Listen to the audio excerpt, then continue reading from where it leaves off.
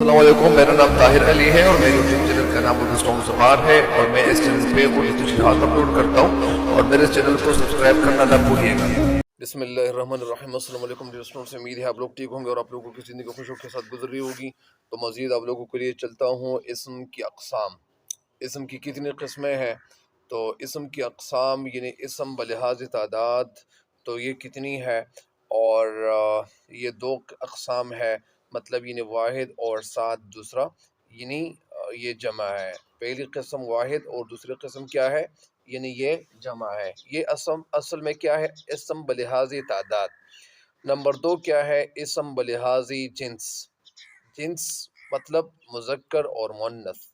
Jeans किसे कहते हैं? जिस तफरीक को भी कहते हैं, किसी चीज़ को तफरीक करना, फ़र्क उसका वाज़ेह करना। और नंबर तीन क्या है? इसम बलिहाजी मानी। मानी यानी मीनिंग के हवाले से। इसम मानी के लिहाज से कितनी किस्में हैं इसम की? तो वो दो किस्में हैं, इसमें मारिफा और इसमें नकीरा।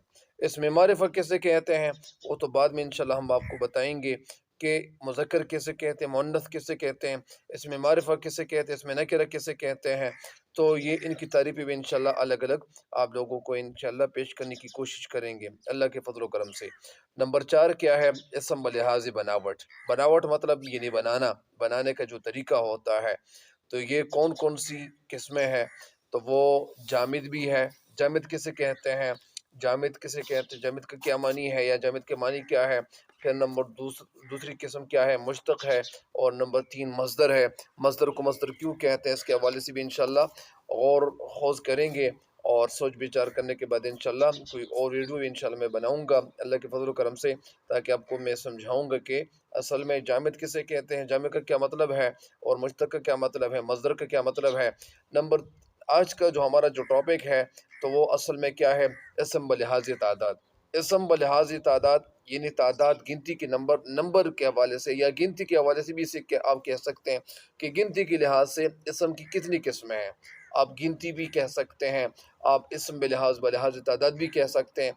जिस तरह यानी इसमें मारिफा है तो इसमें मारिफा को इसमें ख़ास भी कहते हैं, इसमें मारिफे की भी कहते हैं। इसी तरह इसमें नकीरा है, इसमें नकीरा को इसमें आम भी कहते हैं। तो इसी तरह यानी तादाद का मतलब यानी नंबर्स भी है, गिनती भी से कह सकते हैं। तो आज का जो हमारा टॉपिक है तो वो इसम बलिहाज तादाद। तो इसम बलिहाज तादाद ये यानी कितनी किस्में हैं? तो वो सबसे पहले आप लोगों को मैं बताता चलूँ कि वाहिद और जमा।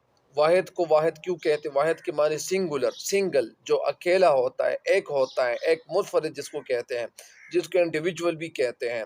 तो वाहिद किसे कहते हैं? ऐसा इस्म जो सिर्फ एक ज़ात के लिए इस्तेमाल किया जाए, यानी ऐसा इस्म जो सिर्फ एक ज़ात के लिए इस्तेमाल किया जाए वाहिद कहलाता है।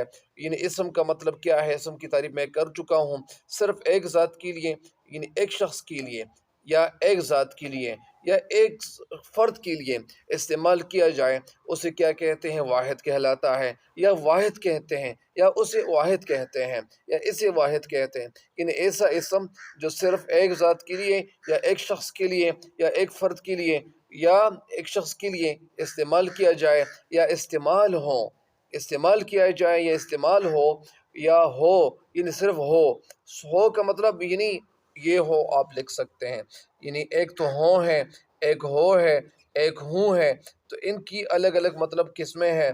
तो ये हो को यानी एक शख्स के लिए इस्तेमाल किया जाता है, हूँ भी एक शख्स के लिए इस्तेमाल किया जाता है, यानी मैं क्रिकेट खेलता हूँ, या तुम खाना खाते हो।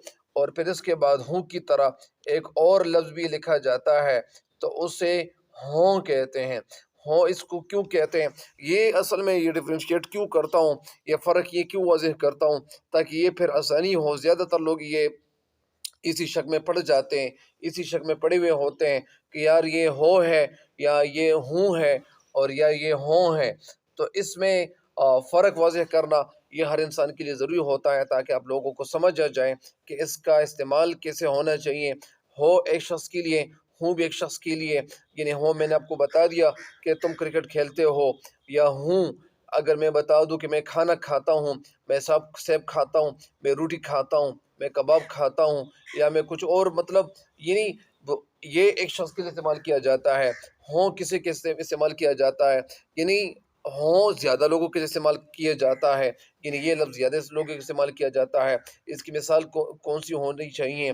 تو مثال کچھ اس طرح سے ہے کہ احمد اور ان کے دوست یعنی کرکٹ کھیلتے ہیں، یعنی آج کل یعنی جو مہنگائی کا دور ہے، اور سارے لوگ یعنی مہنگائی کے دور سے مطلب یعنی اسی زندگی میں بہت سارے جو چیلنجز ہیں ان کا وہ سامنا کر رہے ہیں، تو بہت سارے لوگ جو ہے وہ تنگ ہے، تو تم لوگ یہ کام کرتے ہوں، یعنی تم لوگ اگر کچھ کمانا چاہتے ہو تو آپ لوگوں کو کچھ کرنا چاہیے، اور کچھ کرنے کے لیے ظاہری بات ہے کہ کچھ پانے کے لیے کچھ ہونا ضرور پڑتا ہے، تو تم لوگ یہ کام کرتے ہوں، یہ ہوں یعنی یہ جمع کے لیے استعمال کیا جاتا ہے۔ بہرحال یعنی واحد ایسا اسم جو صرف ایک ذات کے لیے استعمال کیا جائے واحد کہلاتا ہے۔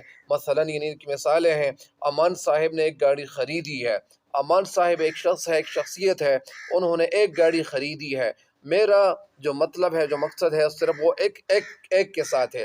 ایک گاڑی خریدی ہے تو یہاں پہ یہ ہے ہونا چاہیے، اگر زیادہ گاڑی خریدی ہوتی تو یہاں پہ وہ یعنی پلورل ہے ہونا چاہیے تھا، تو یہاں پہ خریدی ہے تو یہ ہے کیا ایک شخص کے لیے استعمال کیا جاتا ہے۔ گاڑی ایک گاڑی، اور گاڑیاں تو گاڑی کی جمع گاڑیاں ہیں۔ تو اسی طرح مثال نمبر دوسری مثال کون سی ہے کہ شہریار کی کتاب میز پر ہے۔ شہریار یہ ایک طالب علم بھی ہو سکتا ہے، یعنی ایک بڑا لڑکا بھی ہو سکتا ہے، چھوٹا بھی ہو سکتا ہے، کوئی بھی نام بھی ہو سکتا ہے۔ اسی طرح امان صاحب، ہر کوئی امان ہو سکتا ہے، تو اسی وجہ سے شہریار کی کتاب میز پر ہے۔ تو میز پر ہے، کتاب ایک شخص کی کتاب، یعنی کی کتاب یہاں پہ اصل میں آپ کو میں یہ بھی بتاتا چلوں کہ امان صاحب نے ایک گاڑی خریدی ہے، تو ایک کو ایک عددی اسم بھی کہہ سکتے ہیں، جس کو عددی کہتے ہیں، یعنی حروف عددی، یعنی وہ حروف جس میں عدد کے حوالے سے بتایا جائے۔ بہرحال یہ بحث بہت زیادہ یعنی بڑھ سکتے ہیں، اس میں اضافہ ہو سکتا ہے کہ امان صاحب نے، اور شہریار کی کتاب میز پر ہے، تو میز پر یعنی کتاب مطلب ایک کتاب میز پر ہے، تو کتاب میز پر پڑی ہوئی ہے۔ واحد ان کی جو مزید جو الفاظ ہے تو وہ کتاب بھی ہے، گاڑی بھی ہے، کرسی بھی ہے، قلم بھی ہے، باغ بھی ہے، اور اسی طرح بیٹ بلہ بھی ہو سکتا ہے، بال بھی ہو سکتا ہے، گیند بھی ہو سکتی ہیں، اور بہت ساری چیزیں، یا ایک انسان بھی ہو سکتا ہے، ایک شخص بھی ہو سکتا ہے، تو بہت ساری چیزیں ہو سکتی ہیں، بہت سارے نام ہو سکتے ہیں۔ یہ تو جو بحث تھا وہ واحد کے حوالے سے تھا۔ ابھی یہ جو جمع کی طرف ہمیں جانا چاہیے، وہ اسم جو ایک سے زیادہ کی تعداد ظاہر کرے، یا یہ تجربہ آپ اس طرح بھی کہہ سکتے ہیں کہ وہ اسم جس میں زیادہ کی تعداد کے حوالے سے معلومات ہو، یعنی وہ اسم جس میں ایک سے زیادہ کی تعداد یعنی ظاہر کریں، یا ایک کی زیادہ کی تعداد مطلب یعنی آپ کو بتائیں یا ان کے حوالے سے بتایا جائے، وہ اسم جس میں ایک سے زیادہ کے حوالے سے بتایا جائے، ایک سے زیادہ الفاظ کے، ایک سے زیادہ تعداد کے حوالے سے یعنی ان کے حوالے سے بات کی جائے، تو اسے جمع کہتے ہیں، یا وہ جمع کہلاتا ہے۔ مثلا امان صاحب نے کئی گاڑیاں خریدی ہیں۔ امان صاحب یعنی یہ تو ایک آدمی ہے اور ایک شخصیت ہے، تو کئی گاڑیاں مطلب یعنی مینی گاڑیز، ویکلز جس کو کہتے ہیں، تو کئی گاڑیاں خریدی ہیں، تو بائی کی ہوئی ہے، تو یہاں پہ یہ ہیں کا لفظ استعمال اس لیے کیا گیا کہ یہ پلورل کے لیے استعمال کیا جاتا ہے۔ یہاں پہ ایک گاڑی تھی اور یہاں پہ کئی گاڑیاں ہیں، تو اسی وجہ سے امان صاحب نے کئی گاڑیاں خریدی ہیں، تو مطلب یعنی یہاں پہ خریدا کا جو لفظ ہے یہ تو سنگولر ہے، اور یہاں پہ یہ ہیں کا لفظ آیا ہوا ہے۔ مثال نمبر دوسری ہمیں دیکھنا چاہیے کہ شہریار کی کتابیں میز پر ہیں۔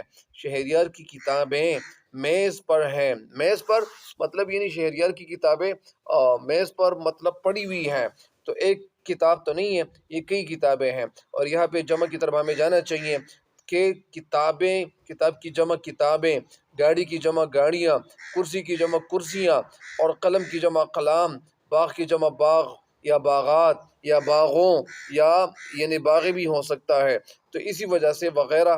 تو یہ تو آج کا جو بحث تھا تو وہ واحد و جمع کے حوالے سے تھا، اور یہ جو ہم نے جس قسم کے حوالے سے ہم نے جو بات کی تو وہ اسم بلحاظ تعداد ہے، اور اسم کے اقسام کے حوالے سے بھی آپ کو بتا دیا کہ اسم بلحاظ تعداد کتنی ہے، تو وہ واحد اور جمع۔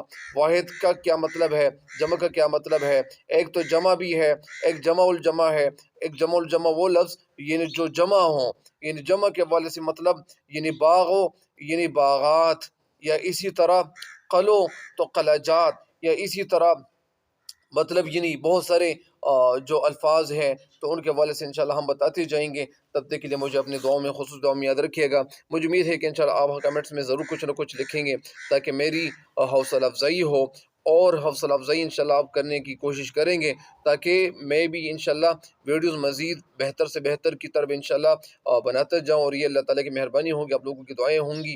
اور تب تک کے لیے مجھے اپنے خصوص دعاؤں میں یاد رکھیے گا۔ اللہ نگہبان۔